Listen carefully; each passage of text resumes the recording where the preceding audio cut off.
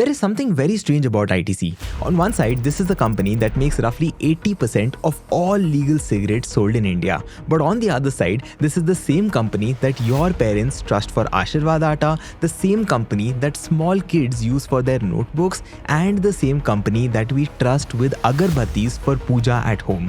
So here is the big question. How did a cigarette company convince us 140 crore Indians to trust it with their family's food and health? Now I know most people would think it's clever marketing, but honestly it's not.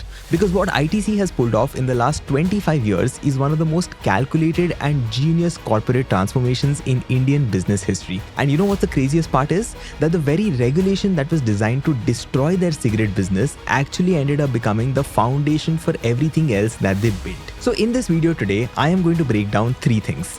First, how did a law that was designed to kill ITC's cigarette business actually end up making it stronger? Second, why did Indians start trusting a cigarette company with their family's food and health? And third, what is ITC really today? Is it an FMCG company or is it still a cigarette company just in disguise? Now, if you have ever wondered how businesses operate beyond what we see on the surface, I am very sure you will find this video extremely fascinating. My name is Anurag Bansal. This video has been made possible thanks to the support of Zerodha's 01 Media Network. Let's decode. Let's start with where ITC was in the early 2000s. See, back then, the company was in great space. They controlled a massive chunk of India's cigarette market, their profits were massive, and they had better distribution than all of their competitors, maybe all of them even put together. But there was a big problem. See, around the world, governments were starting to crack down on tobacco. The science was very clear: cigarettes kill. Public health was becoming a priority across the world, and India would also have to face this reality very, very soon. So for a company like ITC, the situation was very clear. The question was not really if regulations will come to India, the question was when would regulations come to India. And for a company like ITC, where 90% profits came from just selling cigarettes, something clearly had to be done, and that also very, very quickly. So ITC then decided to expand into the FMCG category. But there was another problem with that. See, ITC's biggest shareholder, which is British American Tobacco, did not want this diversification. They wanted ITC to stay a cigarette company and keep sending profits back to them in London instead of investing it into expansion businesses. But ITC's chairperson at that time saw things a little differently. He understood that if ITC remained a pure tobacco company, 2 things would happen. First, they would be vulnerable to regulatory problems, because if tobacco got banned or heavily restricted in India, the entire company would effectively collapse. And second, they would be vulnerable for a takeover. Basically, a tobacco company with huge cash flows is an easy target for a takeover. So BAT could jump in at any time and take control over ITC. And the ITC chairperson did not want either of these 2 outcomes. So he made a controversial decision. He decided to use cash from the tobacco business to build new businesses like FMCG and hotels, even though they may take multiple years to become profitable. Now this again did 2 important things. First, it made ITC unattractive for a quick takeover. Because of course, who would want to acquire a company that is investing all its money into businesses that will not be profitable for many, many years? And second, it gave ITC a narrative shield. They could easily say, yes, we are making cigarettes, but we are also building Indian brands like Ashirwad and Sunfeast to compete against foreign giants. So we are nation builders. And then in 2003, ITC's worst nightmare became a reality. The Indian government passed COTPA, which stands for Cigarettes and Other Tobacco Products Act. Now on paper, it looked devastating for ITC because it did 3 brutal things. One, it heavily restricted tobacco advertising. This meant no TV ads, no print ads, no billboards, and no event sponsorships. Second, it introduced public smoking restrictions. So therefore, people could no longer legally smoke wherever they wanted to. And third, and the most crazy thing, is that it required that all cigarette packs carry a warning image right in front. By the way, today that same rule has become even more strict, and now it's mandatory to cover 85% of a cigarette packet with this warning image. So purely from a cigarette company's perspective, they are selling a product where most of of their own packaging literally shows somebody dying from their product. Now, for any normal company, this would be game over.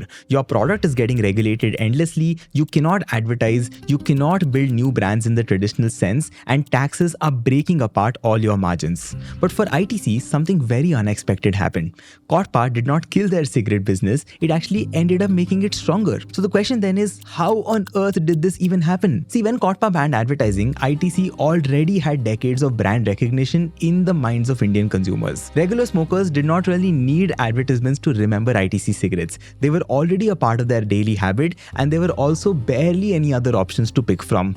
And meanwhile, on the other hand, ITC's competitors were still fighting for mindshare and market share. They were still trying to build brand awareness, and they desperately required advertising to compete with ITC's dominance. So when Kotpa shut down advertising, the brand game in cigarettes basically froze. No competitor could launch campaigns to challenge ITC, no new player could advertise their way into consumers' minds, and no foreign tobacco company could enter India and buy market share through a marketing game. And in that no advertisement world, the entire battle for cigarettes moved to just one place, which is the shop counter.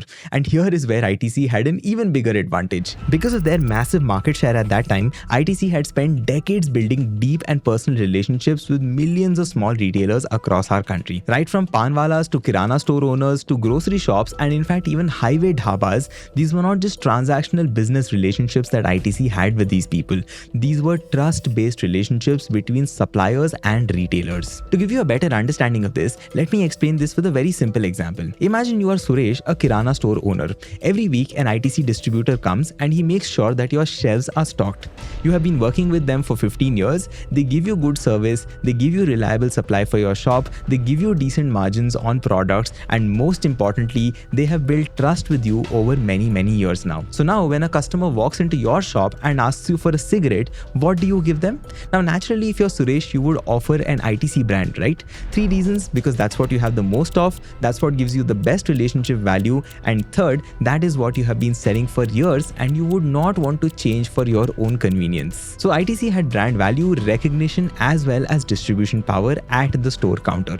So you only tell me, why, and more importantly, how would somebody even think of buying a different cigarette brand? So Kotpa basically, which was designed to hurt tobacco companies, accidentally ended up creating the perfect protective shield for ITC. The regulations had accidentally helped them by effectively killing their competition. But that does not mean all was good and ITC was safe, because for a company at the scale and size of ITC, only depending on cigarettes would be absolutely stupid. Because even if you have an 80% market share, when the market itself is shrinking because of regulations, you will lose out in the long run. That is where ITC's real diversification genius begins. But to understand this, let's first quickly understand ITC's unique advantage. Because of the scale and size of their cigarette business, they already had access to millions of retailers across India. So ITC's leadership team realized, why not use those same relationships to sell other products as well? And that is exactly what they did. Now let me be clear, this does not mean that ITC magically came and put all their FMCG products into their existing cigarette distribution. No, they had to build new infrastructure, they had to build new supply chains, they had to build new logistics systems and new sales team and whatnot. But what they did have was something priceless, and that was shopkeeper trust. See, when ITC went to retailers with new FMCG products, they were not starting from zero, they were starting from many years of reliable service in cigarettes. Let me give you an example to explain this. Do you remember Suresh, our kirana store owner? In 2002, when ITC launched Ashirvad Atta, the distributor who had been supplying him cigarettes for many years suddenly came up with something new.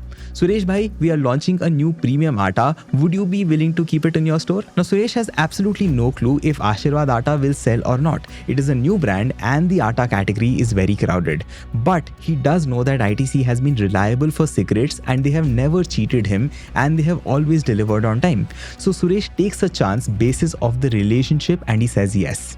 That, ladies and gentlemen, is the advantage I'm talking about. It's not that distribution was free or easy, it was just that the trust was already predefined and very much there. And for another company to get into that same kirana store, they would have to build that trust from scratch, but for ITC, trust gave them a foot in the door that competitors simply did not have. But there was another problem. See, when ITC started pushing Ashirvad, Sunfeast, Bingo, etc. through the same retail network that sold cigarettes, they were not simply adding products to a shelf, they also had to create an operational system to run all of this smoothly. Because think about it, cigarettes have one kind of a shelf life, atta has another kind of shelf life, and biscuits have another kind of shelf life. So you are tracking different expiry dates, different storage requirements, different reorder cycles, and all of that flows through thousands and lakhs of small retailers. So if your inventory management is chaotic, your entire distribution advantage could absolutely fall apart. Now, ITC in the early 2000s had to build these systems mostly manually for this. But today, if you are running a business and you're facing similar challenges,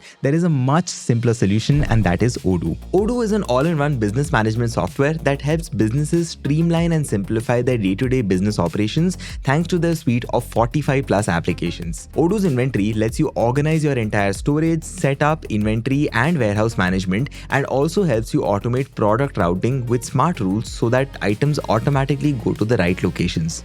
With their intuitive dashboard, you get a hub to manage your orders and your supply chain. You can manage receiving, sorting, and transfers easily over there, and you can track stock levels in real time so that you are never really surprised with shortages or excess inventory. With accurate material forecasting and automatic replenishment, you can easily manage supply of raw material. And with their integrated barcode scanner, you can very easily clear all quality checks and register all the stock in your system. Odoo Inventory also makes it very easy to trace a product from purchase to sale, monitor expiration dates, and help you optimize processes with multiple strategies like FIFO, LIFO, etc. And the best part about this is that Odoo offers your first application completely free for life for unlimited users. So if inventory feels like a headache in your business, I would genuinely recommending checking Odoo out. The link is in my description. But now back to ITC, there was still a massive problem for them there. Yes, they had great distribution and retail relationships, but from a brand and perception perspective, they were still sitting on the heavy baggage of being a cigarette company. I want you to think about it this way. Tomorrow, if Harpic started selling cold drinks, would you be comfortable buying it? Be honest, no, right? I'm sure almost all of us here would agree that we would feel extremely weird and uncomfortable about it. Now let's extend the same logic to ITC. Why on earth would anyone buy atta, which you consume daily in your food, from a cigarette company? Similarly, why would you buy biscuits, which you have every day with your evening chai, from a cigarette company? And why on earth would you buy agarbattis, which you use for puja at home, from a cigarette company? Now, of course, realistically, these products don't really get manufactured in the same factory as cigarettes, so there's no real problem there. But from a customer's perception perspective, this is still a huge issue, right? Because for millions of Indians, ITC was still a cigarette company, and cigarettes mean addiction, disease, and all sorts of problems. So ITC had to do something radical to solve this. They realized that they could not fight the tobacco stigma head on, and they could never really make cigarettes wholesome or family friendly. That was absolutely impossible. So they decided to do something smarter. They put marketing efforts to make people forget that ITC was a cigarette company. They didn't do this by hiding it, but they did it by surrounding the brand name ITC with so many unique and strong identities that cigarette would just become one chapter in a much bigger story. So they built what's called a house of brands. But now, in order to understand what ITC did here, we'll first need to very quickly understand the difference between two brand strategies, branded house and house of brands. See, if you notice, most of Tata's brands have the name Tata in them. Tata Motors, Tata Chemicals, Tata Consultancy Services, Tata Coffee, and so on. Now, this is called a branded house. This is basically done so that all the sub-brands can use the trust that is associated with the main brand, which is Tata in this case, and also grow on their own. But the risk with this model is that if something happens to the Tata name itself, all the brands take a massive reputation hit. But on the other hand, if you look at a company like Coca-Cola, their brand names do not contain the word Coca-Cola. For example, you have Sprite, you have Thumbs Up, you have Kinley, etc. That is a house of brands, and this is usually done when the company wants to reduce the risk of one single brand name affecting all other business verticals in case there is any issue. Now, coming back to ITC, the obvious thing to do was to create a house of brands like Coca-Cola, because the core of what they were trying to solve for was to diversify ITC's recognition from being a cigarette company to being a FMCG giant. So ITC decided to create a new emotional world for every unique brand that they created. And that is why when you see an Ashirvad Atta ad today, you will notice that it is all about home cooked food and maternal care. Similarly, when you see an ad about Sunfeast biscuits, it will usually be on the theme of happiness, friendship, and childhood. And when you see a classmate stationery advertisement, you will notice that it is all all about kids dreaming of better futures and working hard. And the list goes on. But do you notice a pattern here? Every single brand speaks its own emotional language of joy, safety, and comfort. That, ladies and gentlemen, is the exact opposite of feelings like risk, addiction, and stigma that is associated with cigarettes. Now, of course, I'm not saying that the cigarette association disappeared overnight, but the thing is, over the last 20 to 25 years, the corporate identity of ITC has started to shift very meaningfully. And this one number that I tell you now will prove the success of everything over here. See, back in 2003, cigarettes contributed about 75% of ITC's gross revenues. But today, cigarettes contribute just about 40% of their gross revenues. Yes, cigarettes are still there and they are still very much the most profitable division, but purely from a gross revenue standpoint, ITC has transformed into something that is completely different, and naturally higher profits will also follow soon in the FMCG category. I think one of the best ways to check this is by stopping someone on the road randomly and asking, what do you think ITC does? There are very high chances that the answer you get will not just be cigarettes. That's it from my side on this video. If you enjoyed this case study and found any value in this, I would really appreciate if you could subscribe to my channel so you don't miss any of my new videos. I'll see you in the next one. Take care. Bye-bye.